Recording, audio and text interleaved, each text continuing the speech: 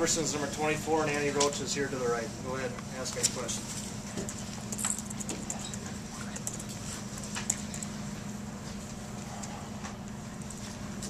Well, first off, Annie, just talk about the atmosphere tonight. Obviously, I'm sure you're disappointed with the loss, but it had to have been a lot of fun, especially early on in that first half when you guys were up.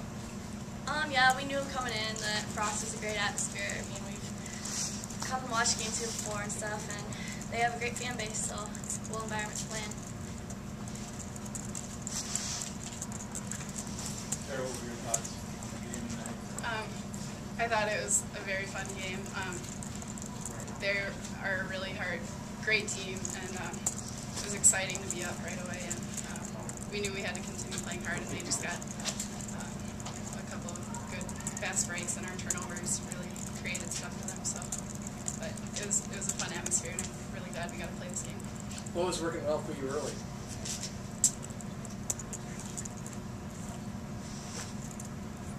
I think we were just moving the ball a little bit more, I guess. Taking care of the ball Taking better care in of the the ball, beginning. yeah. Then it always hurts when we get Amber Hagee in foul trouble too. Andy, can you kind of contrast the emotion that was caught up in this game with the other games you played this year? I mean, not only in the crowd, but I imagine on the court too, there was some of that going on. Right, well obviously, I mean, it's not a conference game and stuff, but everybody knows about the State U rivalry. It hasn't been played in 6 years, but it is an emotional game, and I mean, I have a couple of really good friends that play for State, Chris Roderick and Jill Young, and it was kind of weird going up against them, but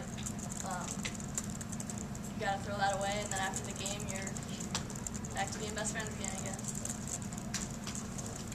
Annie, I'm sure you guys came in wanting to win the game at the same time. Given what they've done the past couple of years, you were probably wondering sort of how do you measure up on the floor. What do you take away in that regard? How do you think you do measure up to them? Yeah, well, they've been a really successful team. Obviously, the past few years, last year, their run was really amazing. But this year, we really thought we could come in and compete, and we did for the first half. And we just know that we need to play a game for 40 minutes, not just the first half. Carol was kind of mood going into the half where Jack's kind of closed off that 13-0 run. What was the mood in the locker room? It was just, we knew we had to take care of the ball better. We were just down on ourselves a little bit, but we knew we had to come out strong again because they were really looking to put us away, I guess, at that point. So we knew we had to come out strong the second half right away. Was fatigue a factor late in the game? You only played 7 players where they had 10, 12 players going all the time. I mean, I feel like that's usually the minutes that we get. I guess it probably was a little higher pace, but I don't think it was that much of a factor. Kara, how are you guys able to keep the pace fairly low or slow the first 15 minutes? Just taking care of the ball. We knew if we turned it over or took bad shots, they were going to get fast breaks, and our conversion wouldn't be ready for that. So I guess we just really concentrated on getting a good shot selection, and that's what happened when they got their runs. Was we just didn't do those things right. Was the tension of the rivalry a factor in the team's performance? I mean, obviously it's going to affect both teams because the fan base and just the whole state and stuff, but I don't think anybody was like overly nervous or anything.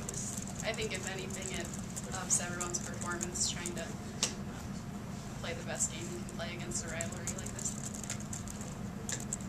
What were the thoughts when through the team as the last 4.5 minutes when SDSU kind of took charge? Was it like, oh no, here it comes? Carol, why don't you answer that?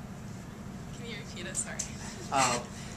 When, especially Ketty, you graduated with her, but when she went on that run and kind of put SDSU in charge for the game, how were you trying to get a hold of the situation, I guess?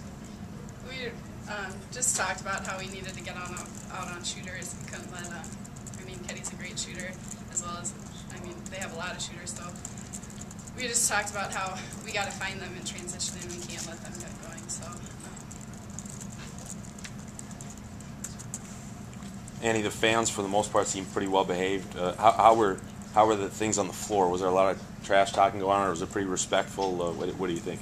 Yeah, the fans did a great job. I mean, it was a great environment, but it seemed pretty respectful, and it's the same out on the floor. I mean, a lot of us know a lot of the other. I mean, none of us are hostile, but it's just competitive.